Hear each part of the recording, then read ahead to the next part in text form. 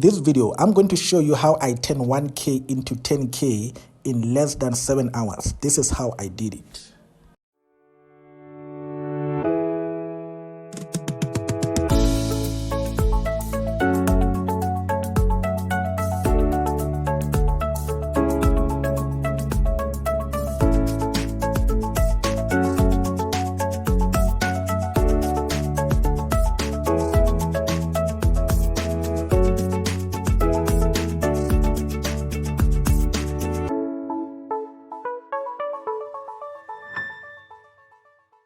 It all started in the morning around the London session when the price touched the moving averages. I executed the trade at 0.01 times 2, and as you can see, after 30 minutes, it spiked up with a long bullish bar.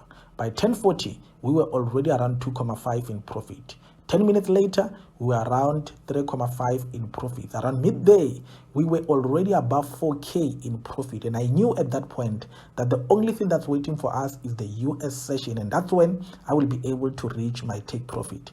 But before the US session, the US bell ring, the trade was at 7.8. And I decided to still hold and wait for the CNBC report.